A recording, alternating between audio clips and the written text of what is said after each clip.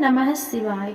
आज हम शिव महापुराण का रुद्र संगीता का तीसरा खंड का 15वां अध्याय पढ़ने जाएंगे। उससे पहले हमने पिछले अध्याय में पढ़े थे भगवान शिव की गंगावतरण तीर्थ में तपस्या, पार्वती को सेवा में रखने के लिए हिमालय का शिव को मनाना, पार्वती शिव का दार्शनिक संवाद,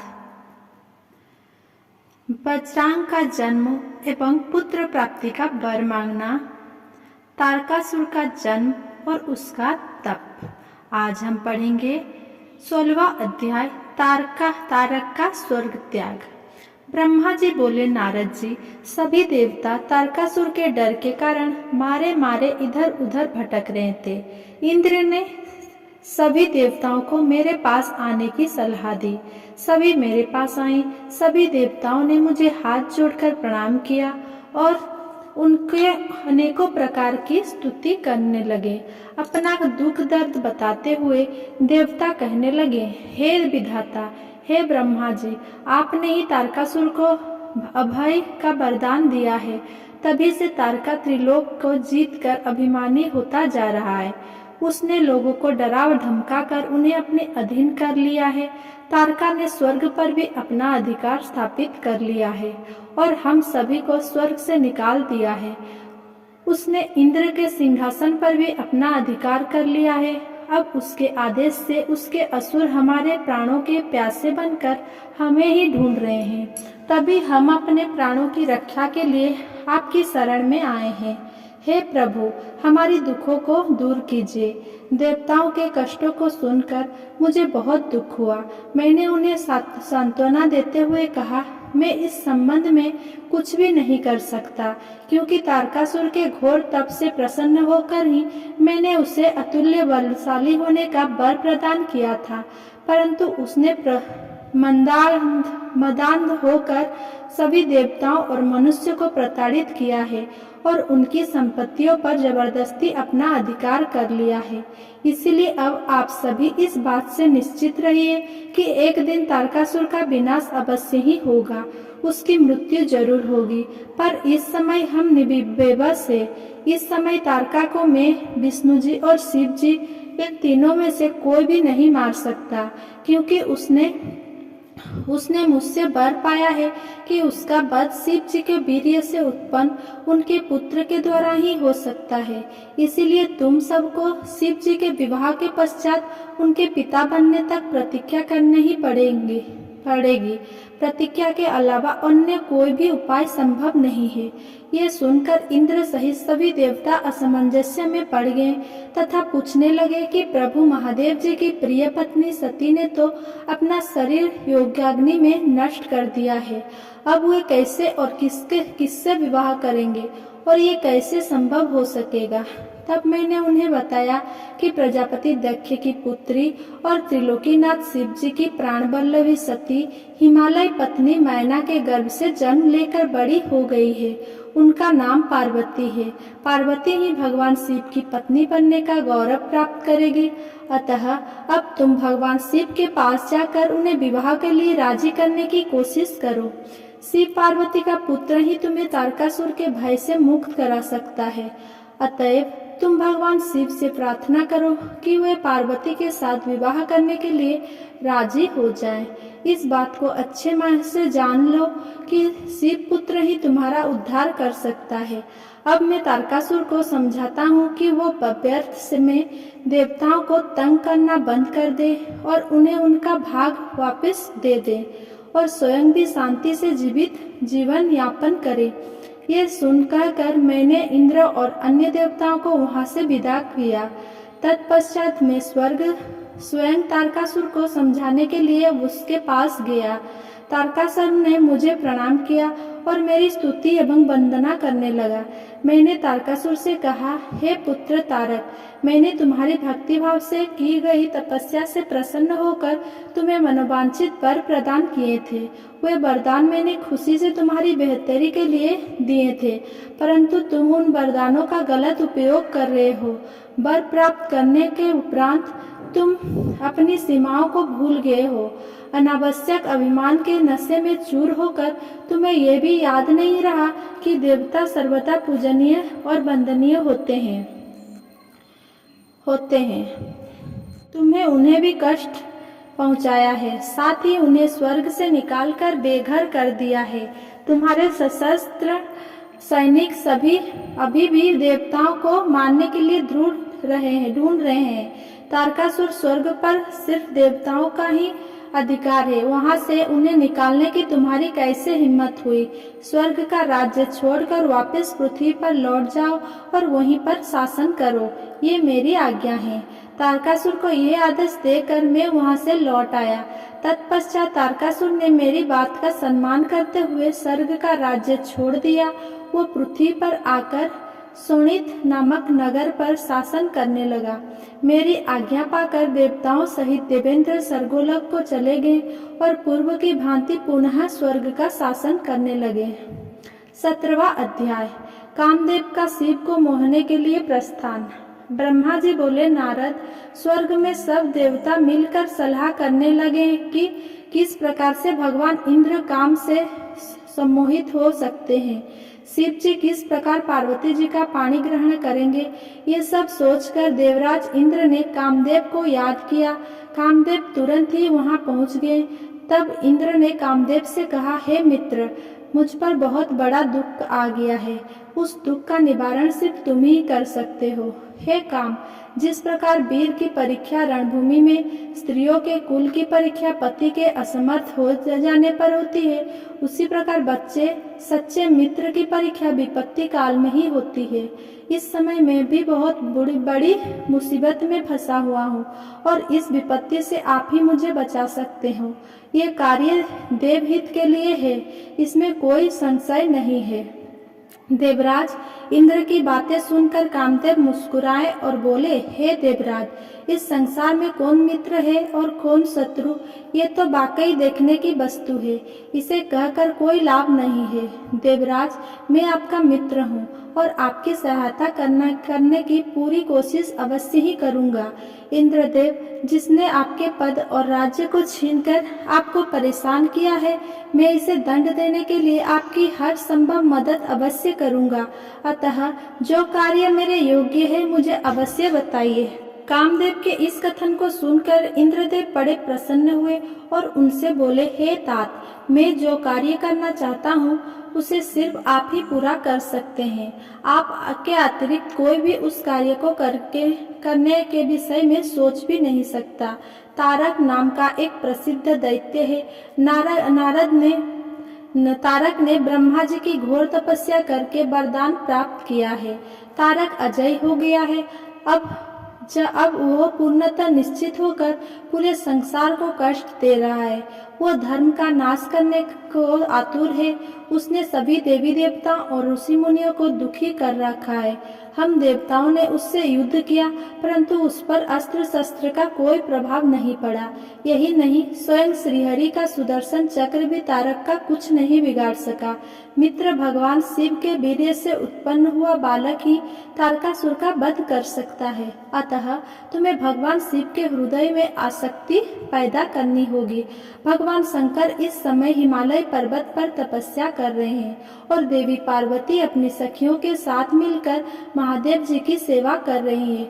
ऐसा करने के पीछे देवी पार्वती का उद्देश्य प्रभु शिव को पति रूप में प्राप्त करना है, परंतु भगवान शिव तो परम योगी है। उनका मन सदैव ही उनके बस में है। हे कामदेव, आप कुछ ऐसा उपाय करें कि भगवान शंकर के हृदय में पार्वती का निवास हो जाए और वे उन्हें अपने प्राण बल्लभा बना उनका प्राणी ग्रहण कर लें। आप कुछ ऐसा कार्य करें जिससे देवताओं के सभी कष्ट दूर हो जाए और हम सभी को तारकासुर नामक दैत्य से हमेशा के लिए छुटकारा मिल जाए। यदि कामदेव आप ऐसा करने में सफल हो जाएंगे तो हम सभी आपके सदैव आभारी रहेंगे। ब्रह्मा जी बोले, नारद, देवराज इंद्र के कथन को सुनकर कामदेव का मुख प्रसन्नता से खिल गया। तब कामदेव देवराज से कहने लगे कि मैं इस कार्य को अवश्य करूंगा। इंद्रदेव को कार्य करने का आश्वासन देकर कामदेव अपनी पत्नी सरती और बसंत को अपने साथ लेकर हिमालय पर्वत पर चल दिए, जहाँ शिव जी तपस्या कर रहे थे। 15वां अध्याय, कामदेव का भस्म होना। ब्रह्मा जी बोले, हे मुनि नारद, कामदेव अपनी पत्नी रति और बसंत ऋतु को अपने साथ लेकर हिमालय पर्वत पर पहुँचे, जहाँ त्रिलोकीनाथ भगवान शिव शंकर तपस्या में मग्न बैठे थे। कामदेव ने शिव जी पर अपने बाण चलाए। इन बाणों के प्रभाव से शिव जी के हृदय में देवी पार्वती के प्रति आकर्षण होने लगा तथा उनका ध्यान तपस्या से हटने लगा। ऐसी स्थिति देख महायोगी शिव अत्यंत आश्चर्यचकित हुए और मन में सोचने लगे कि मैं क्यों अपना ध्यान एकाग्रचित नहीं कर पा रहा हूँ। मेरी तपस्या में ये कैसा विघ्न आ रहा है। अपने मन में यह सोचकर भगवान शिव इधर उधर चारों ओर देखने लगे। जब महादेव जी की दृष्टि दिशाओं पर पड़ी तो वे भी डर के मारे कांपने लगे। तभी भगवान शिव की दृष्टि सामने छिपे हुए कामदेव पर पड़ी। उस समय काम पुनः बाण छोड़ने वाले थे। उन्हें देखते ही शिव जी की बहुत क्रोध आ गया। इतने में काम ने अपना बाण छोड़ दिया, परंतु क्रोधित हुए शिव जी पर उसका कोई प्रभाव नहीं हो सका। वह बाण शिव जी के पास आते ही शांत हो गया। तब अपने बाणों को बेकार हुआ देख कामदेव डर से कांपने लगे और इंद्र आदि देवताओं को याद करने लगे। सभी देवतागण वहां आ पहुँचे और महादेव जी को प्रणाम करके उनकी भक्ति भाव से स्तुति करने लगे। जब देवतागण उनकी स्तुति कर ही रहे थे, तभी भगवान शिव के मस्तक के बीचों बीच स्थित तीसरा नेत्र खुला और उसमें से आग निकलने लगी। वो आग आकाश में ऊपर उड़ी और अगले ही पल पृथ्वी पर गिर पड़ी। फिर चारों ओर गोले में घूमने लगी। उससे पूर्व की इंद्रदेव या अन्य देवता भगवान शिव से क्षमा याचना कर पाते, उस आग ने वहां खड़े कामदेव को जलाकर भस्म कर दिया। कामदेव के मर जाने से देवताओं को बड़ी निराशा और दुख हुआ। वे यह देखकर बड़े व्याकुल हो गए कि काम उनकी वजह से ही शिव जी के क्रोध का भागी बना। कामदेव की अग्नि में जलने का दृश्य देखकर वहां उपस्थित देवी पार्वती और उनकी सखियां भी अत्यंत भयभीत हो गई। उनका शरीर जड़ हो गया, जैसे शरीर का खून सफेद हो गया है। पार्वती अपनी सखियों के साथ तुरंत अपने घर की ओर चली गई। कामदेव की पत्नी रति तो मूर्छित होकर गिर पड़ी।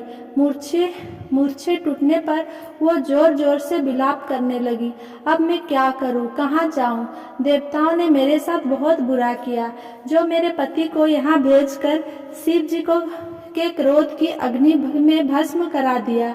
हे स्वामी, हे प्राण प्रिय, ये आपको क्या हो गया? इस प्रकार देवी रति रोती बिलखती हुई अपने सिर के बालों को जोर से नोचने लगी।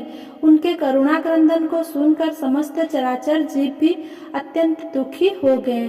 तत्पश्चात इंद्र आदि देवता वहां देवी रति को धैर्य देते हुए उन्हें समझाने लगे। देवता बोले, हे देवी, आप अपने पति कामदेव के शरीर की भस्म को थोड़ा सा अंश अपने पास रख ले और अनावश्यक भय से मुक्त हो जाओ।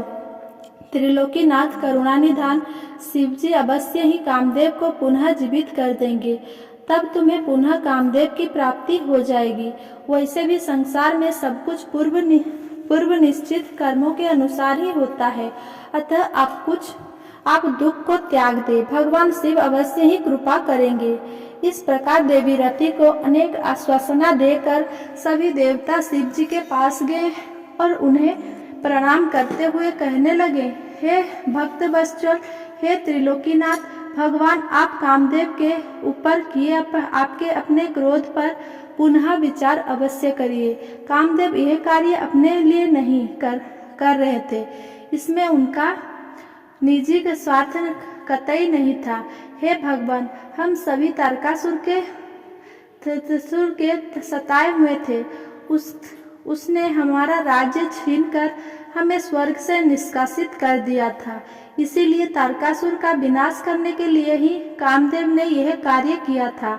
आप कृपा करके अपने क्रोध को शांत करें और बिलखती और रोती बिलखती कामदेव की पत्नी रति को समझाने की कृपा करे, उसे सांत्वना दे, अन्यथा हम यही समझेंगे कि आप हम सभी देवताओं और मनुष्य का संहार करने चाहते हैं। हे प्रभु, कृपा कर रति का शोक दूर करें। तब सदाशिव बोले, हे देवगण, हे ऋषियों, मेरे क्रोध के कारण मैंने कामदेव को अपने तीसरे नेत्र से भस्म कर दिया है। जो कुछ हो गया है उसको अब बदला नहीं जा सकता, परंतु कामदेव का पुनर्जन्म अवश्य होगा। जब विष्णु भगवान श्री कृष्ण का अवतार लेंगे और रुक्मिणी को अपनी पत्नी के रूप में स्वीकारेंगे, तब देवी रुक्मिणी के गर्भ से श्री कृष्ण के पुत्र के रूप में कामदेव जन्म लेंगे। उस समय कामदेव प्रद्युम्न नाम से जाने जाएंगे। प्रद्युम्न के जन्म के तुरंत बाद ही संबर नाम का असुर उसका अपहरण कर लेगा और उसे समुद्र में फेंक देगा।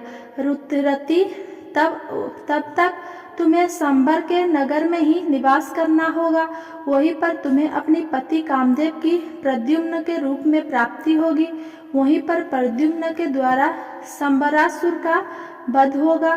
भगवान शिव की बात सुनकर देवताओं ने प्रसन्नतापूर्वक उन्हें प्रणाम किया और बोले, हे देवाधिदेव महादेव, करुणा निधान, आप कामदेव को जीवन दान दें और कामदेव के पुनर्जन्म तक देवी सती के प्राणों की रक्षा करें।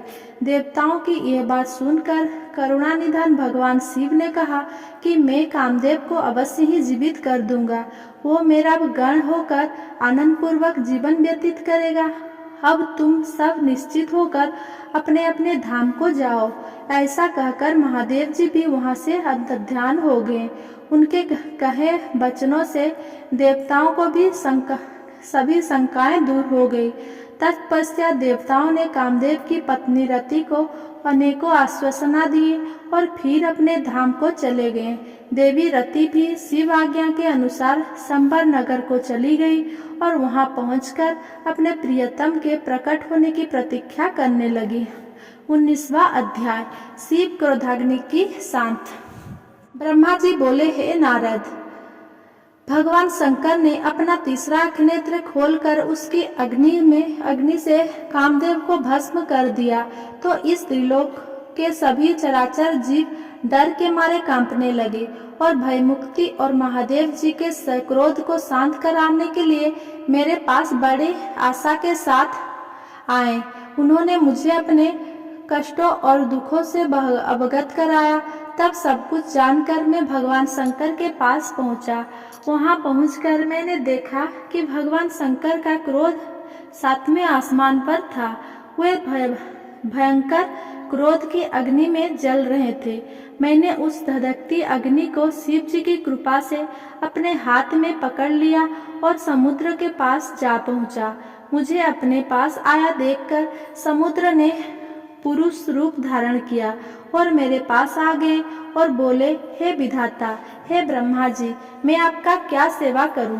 यह सुनकर ब्रह्मा जी कहने लगे, हे सागर, भगवान शिव शंकर ने अपने तीसरे नेत्र की अग्नि से कामदेव को भस्म कर दिया है। इस क्रोधाग्नि से पूरा संसार जलकर राख हो सकता है। इसी कारण मैं इस क्रोधाग्नि को रोककर आपके पास ले आया हूँ। हे सिंधुराज, मेरी आपसे यह विनम्र प्रार्थना है कि सृष्टि के प्रलय काल तक आप इसे अपने अंदर धारण कर ले। जब मैं आपसे इसे मुक्त करने के लिए कहूँ, तभी आप इस शिव क्रोधाग्नि का त्याग करना। आपको ही इसे भोजन और जल प्रतिदिन देना होगा तथा इसे अपने पास धरोहर के रूप में सुरक्षित रखना होगा। इस प्रकार मेरे कहे अनुसार समुद्र ने क्रोधाग्नि को अपने अंदर धारण कर लिया। उसके समुद्र में प्रविष्ट होते समय पवन के साथ बड़े बड़े आग के गोली के रूप में क्रोधाग्नि समुद्र के पास धरोहर के रूप में सुरक्षित हो गई। तत्पश्चात मैं अपने लोक वापस लौट आया। 20वां अध्याय, शिव जी के बिछियों से पार्वती का शोक। ब्रह्मा जी कहते हैं, नारद, जब भगवान शिव ने अपना तीसरा नेत्र खोलकर उसकी अग्नि से कामदेव को भस्म कर दिया, तब मैंने उस क्रोधाग्नि से भयभीत होकर देवताओं सहित सभी प्राणियों को भय से मुक्त कराने के लिए उस अग्नि को शिव की आज्ञा से पकड़ लिया और उसे लेकर मैं समुद्र की ओर चल पड़ा। समुद्र को उस क्रोधाग्नि को सौंपकर मैं वापस अपने धाम लौट गया। तब पूरा जगत भयमुक्त होकर पहले की भांति प्रसन्न हो गया। नारद जी ने ब्रह्मा जी से पूछा, हे दयानिधि, आप मुझे यह बताइए कि कामदेव के भस्म हो जाने पर पार्वती देवी ने क्या किया? वे अपनी सखियों के साथ कहाँ गई? हे प्रभु, कृपया मुझे इस बारे में भी बताइए। नारद जी के ये वचन सुनकर ब्रह्मा जी बोले, भगवान शंकर के तीसरे नेत्र के उत्पन्न अग्नि ने जब कामदेव को जलाकर भस्म कर दिया, तब पूरा आकाश गूंजने लगा। ये दृश्य देखकर देवी पार्वती और उनकी सखियां डरकर अपने घर को चली गई। वहां पहुंचकर पार्वती जी ने सारा हाल अपने माता पिता को बताया, जिसे सुनकर उन्हें बड़ा आश्चर्य हुआ। अपनी पुत्री को बिल्होल देखकर हिमालय को बहुत दुख हुआ। हिमालय ने पार्वती के आंसुओं को पोंछकर कहा, पार्वती, डरो मत और रो मत। वो तब हिमालय ने अपनी पुत्री का अनेकों प्रकार से सांत्वना दी। कामदेव को भस्म करने के उपरांत शिव जी वहां से अंतर्ध्यान हो गए। तब शिव जी को वहां ना पाकर पार्वती अत्यंत व्याकुल हो गई। उनकी नींद और चैन जाते रहे। वे दुखी और बेचैन रहने लगे। उन्हें कहीं भी सुख शांति का अनुभव नहीं होता था। तब उन्हें अपने रूप के प्रति भी शंका होती थी। पार्वती सोचती कि क्या मैंने अपनी सखियों द्वारा समझाने पर भी कभी ध्यान नहीं दिया। देवी पार्वती सोते जागते, खाते पीते, नहाते धोते, चलते फिरते और अपनी सखियों के साथ होते हुए भी सिर्फ महादेव जी का ही ध्यान और चिंतन करती थी। इस प्रकार उनका मन शिव जी के बिछोह से की वेदना से सहन नहीं कर पा रहा था। वे शारीरिक रूप से अपने पिता के घर और हृदय से भगवान शंकर के पास रहती थी। शोक में डूबी पार्वती बार बार मूर्छित हो जाती थी। इससे गिरिराज, हिमालय और उनकी पत्नी मैना बहुत दुखी रहती थी। वे पार्वती को समझाने की बहुत कोशिश करते थे, परंतु पार्वती का ध्यान शिव जी की ओर से जरा भी नहीं हटता था। हे देवर्षि नारद, एक दिन देवराज इंद्र की इच्छा से आप घूमते हुए हिमालय पर्वत पर आए।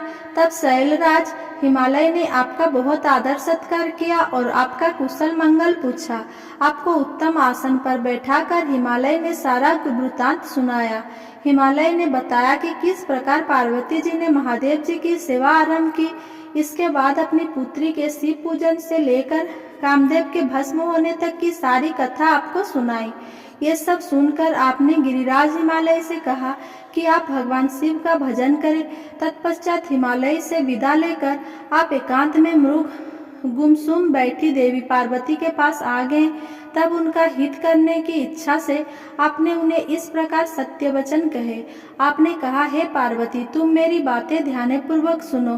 तुम्हारी यह दशा देखकर ही मैं तुमसे यह बात कह रहा हूँ। तुमने हिमालय पर्वत पर पधारे महादेव जी की सेवा की, परंतु तुम्हारे मन में कहीं न कहीं अहंकार का वास हो गया था। शिव भक्त वत्सल है। वे अपने भक्तों पर सदैव अपनी कृपा दृष्टि बनाए रखते हैं। वे विरक्त और महायोगी हैं। तुम्हारे अंदर उत्पन्न हुए अभिमान को तोड़ने के लिए ही सदाशिव ने ऐसा किया है। अतः तुम उन्हें तपस्या द्वारा प्रसन्न करने का प्रयत्न करो। तुम चिरकाल तक उत्तम भक्ति भाव से उनकी तपस्या करो। तुम्हारी तपस्या से प्रसन्न होकर महादेव जी निश्चय ही तुम्हें अपनी सहधर्मिणी बनाना स्वीकार कर लेंगे। यही शिव जी को पति रूप में प्राप्त करने का एकमात्र साधन है। हे नारद, आपकी यह बात सुनकर देवी शिवा हर्षित होते हुए इस प्रकार बोली, हे मुनिश्रेष्ठ, आप सब कुछ जानने वाले तथा इस जगत का उपकार करने वाले हैं। अतः आप शिव जी की आराधना के लिए मुझे कोई मंत्र प्रदान करें। तब आपने पार्वती को पंचाक्षर शिव मंत्र ओम नमः शिवाय का विधि पूर्वक उपदेश दिया। इसके प्रभाव का वर्णन करते हुए आपने कहा, ये मंत्र सब मंत्रों का राजा है और सभी कामनाओं को पूरा करने वाला है। ये मंत्र भगवान शिव को बहुत प्रिय है। ये साधक को भोग और मोक्ष प्रदान करने वाला है। इस पंचाक्षर मंत्र का विधि पूर्वक और नियम पूर्वक जाप करने से शिव जी के साक्षात दर्शन होते हैं। देवी, इस मंत्र का विधि पूर्वक जाप करने से तुम्हारे आराध्य देव करुणानिधान भगवान शिव शीघ्र ही तुम्हारे समक्ष प्रकट हो जाएंगे। अतः तुम शुद्ध हृदय से शिव जी के चरणों का चिंतन करती हुई इस महामंत्र का जाप करो। इससे तुम्हारे आराध्य देव संतुष्ट होकर तुम्हें दर्शन देंगे। अब देवी पार्वती, तुम इस मंत्र को जपते हुए शिव जी की तपस्या करो। इससे महादेव जी बस में हो जाते हैं। उत्तम भाव से की गई तपस्या से ही मनोवांछित फलों की प्राप्ति होती है। ब्रह्मा जी बोले, नारद, तुम भगवान शिव के प्रिय भक्त हो। तुम अपनी इच्छानुसार जगत में भ्रमण करते हो। तुमने देवी पार्वती को सभी कुछ समझाकर देवताओं के हित का कार्य किया। तत्पश्चात तुम स्वर्गलोक को चले गए। तुम्हारी बात सुनकर देवी पार्वती बहुत प्रसन्न हुई। Thanks for watching. अगर मेरा ये वीडियो आपको पसंद आया हो तो मेरा वीडियो को लाइक, कमेंट, शेयर करें और मेरा चैनल को सब्सक्राइब करें। धन्यवाद।